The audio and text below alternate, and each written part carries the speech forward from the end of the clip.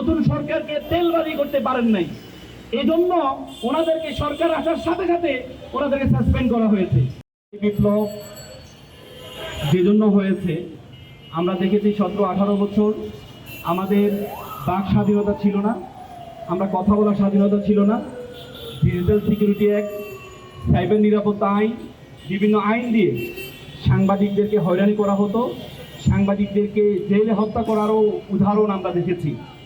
কিন্তু জুলাই বিপ্লবের পর যখন অন্তর্বর্তী সরকার পার হলো, নতুন একটি সরকার আসলো, এই সরকার আসার পরে আমরা যেটি দেখছি যে আমাদের খুব হতাশ করছে। আপনারা জানেন এখানে বারবার বলা হচ্ছে যে 4 জন সাংবাদিককে চাকরিচ্যুত করা হয়েছে। আপনারা জানেন আমাদের লেবার ল আলোকে, আমাদের শ্রমিক আইনের আলোকে আমরা যেটা জানি সেটি হচ্ছে চাকরি দুইভাবে আপনি করতে পারেন, একটা হচ্ছে টার্মিনেশন করতে পারেন, একটা হচ্ছে ডিসমিসাল করতে পারেন। কিন্তু আমরা যতটুকু জানি ওনাদেরকে টার্মিনেশনও করা হয়নি, ওনাদেরকে ডিসমিসাল করা হয়নি, ওনাদেরকে সাসপেন্ড করা হয়েছে। তার মানে সাময়িক বরখাস্ত করা হয়েছে। এখন আপনি সাময়িক বরখাস্ত করলেন, সেই সাময়িক বরখাস্ত যে তদন্ত কমিটি করেছেন আপনি, সে তদন্ত কমিটি এবং আপনার যে সাময়িক বরখাস্তটা, এটা লেনদিটা কত সময় আমরা দেখতে পাচ্ছি, প্রায় 3 মাস পার হয়ে গিয়েছে। এবং কি আপনারা জানেন এই 4 জন সাংবাদিকের পক্ষে আমরা কেন দাঁড়িয়েছি?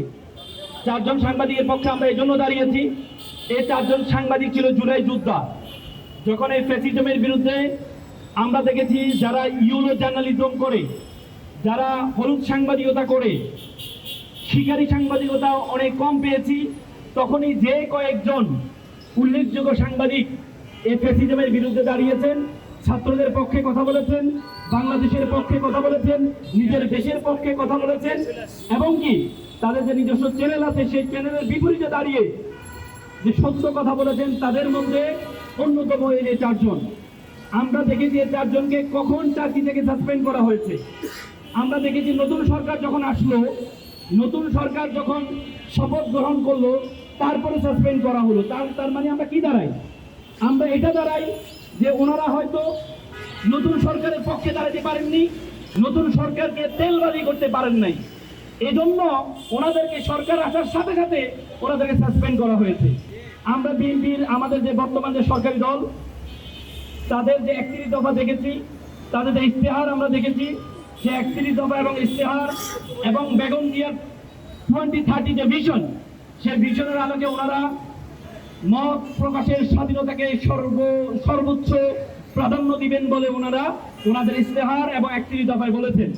কিন্তু আজকে ওনারা ক্ষমতা আসার পরে যে 4 জন সাংবাদিকরা, আপনারা জানেন হয়তো যে টেলিভিশনই ওনাদেরকে সাসপেন্ড করা হয়েছে।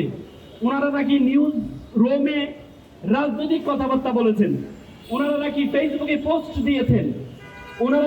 ওনারা যদি ফেসবুকে পোস্ট দিয়ে থাকেন, এটি যদি ওনাদের চাকরির নিয়মের বরখেলাপ না হয়, আপনারা জানেন পাগল এবং শিশু ছাড়া কেউ নিরপেক্ষ নয়।